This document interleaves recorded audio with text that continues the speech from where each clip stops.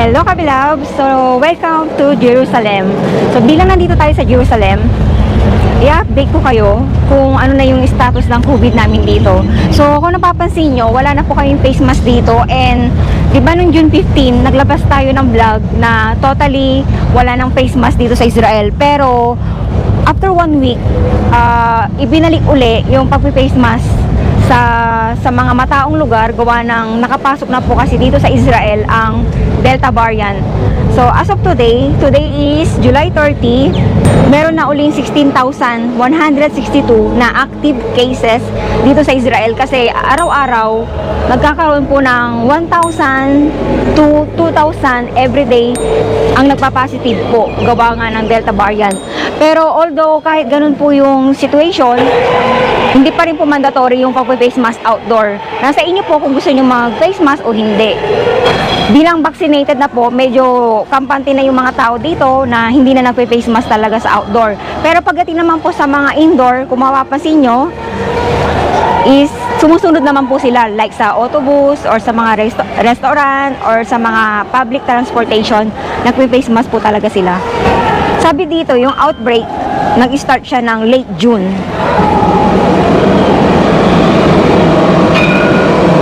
So, kung mapapansin nyo, yung nasa likod natin, yan po yung tinatawag nilang matronit or pinaka mode of transportation, major transportation. Major. Major.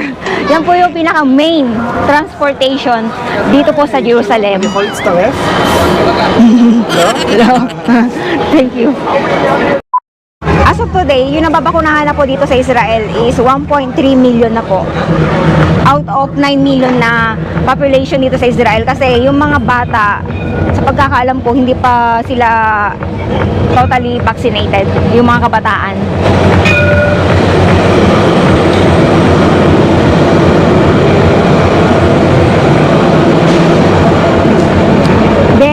Sabi ng Prime Minister na si Naftali Bennett, daw i-implement na yung third dose of vaccine para sa mga 60 years old and above. Kasi mas majority nila na bakunahan yung mga senior. So yun po yung update ngayon dito sa Israel. Hello kabilabs, isingit ko lang po itong third vaccination ng aking alaga. Nandito po kami sa nursing home and nag-start na po yung third vaccination or immune booster na tinatawag nila. Nag-start po yung immune booster dito sa Israel noong July 31 lamang. So mas priority po nila yung mga 60 years old and above.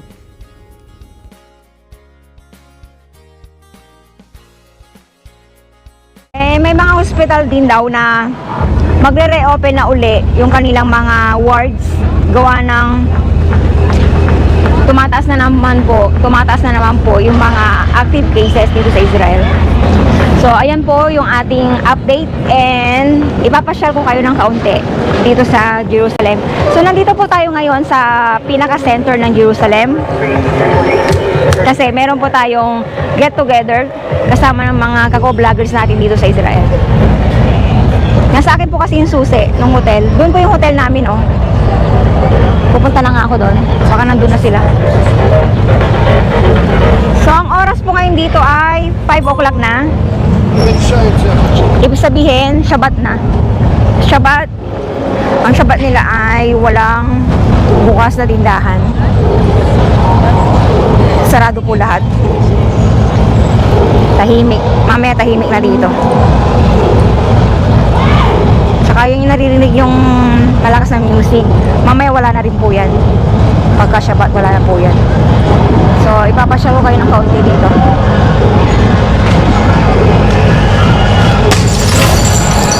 Buti na lang wala ako dyan. May ano nabasag. Nag-aaway ata yung dalawang magjowa. Wala. Kaunti-kaunti na lang, oh. Nandun ako.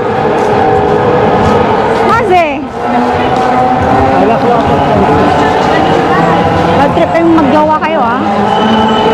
Muntikan na ako, oh. May nahulog na bote, tapos nandun ako kanina. O, di wala kayo ngayon. Okay, dadaling ko kayo dito sa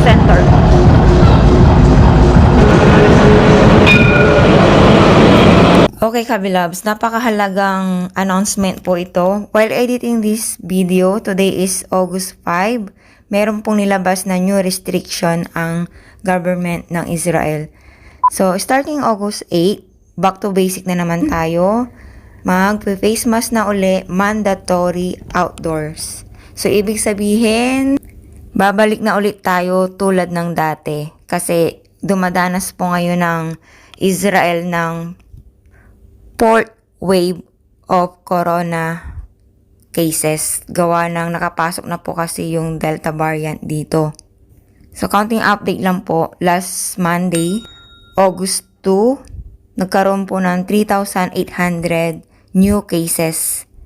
And noong Sunday, August 1, 10 po yung namatay.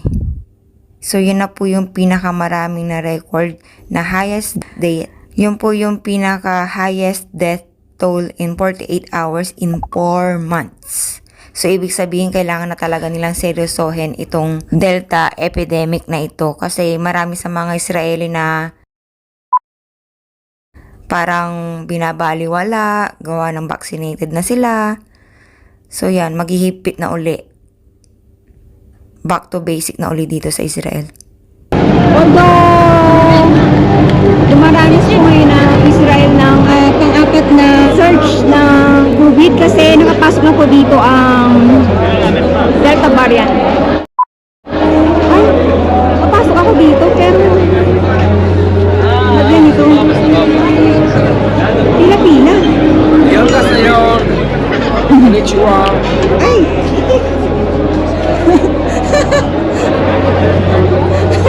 Wala akong kasama.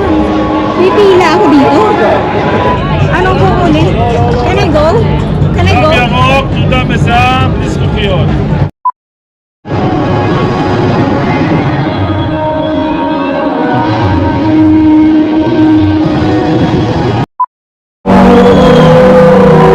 Okay, hello Kabilabs. Dito tayo sa pinaka rooftop ng aming hotel.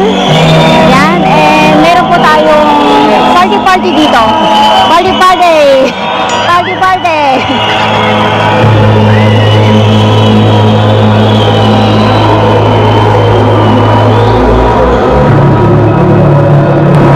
Papasok sana ako, kinuha na ako ng Green Pass.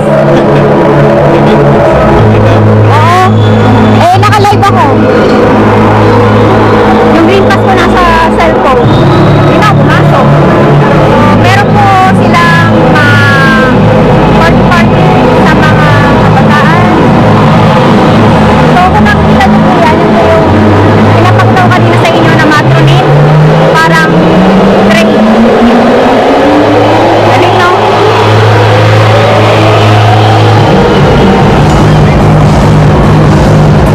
Hello, Kabilabs. So, nandito na po ulit tayo. So, nandito tayo ngayon sa rooftop natin. Rooftop ng aming hotel. Nakakasiyahan yung mga kabataan dito. Susunog na. Nasusunog na ako. Ay, ang init. So, nandito po tayo sa Jaffa Center. Sa mismong center. Nakikita mo sila doon. Ah, Yofi.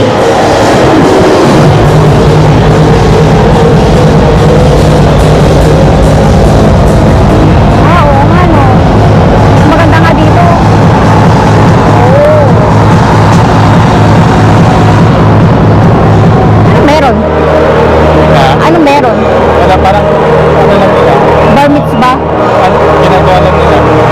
Parang tinanong ko kanina parang ano. Kasi sa susunod sa Belgium, may international talaga. So ano yung pinaka niya? Music festival? Ano yan? Yung pinaka-main nilang international tomorrow na.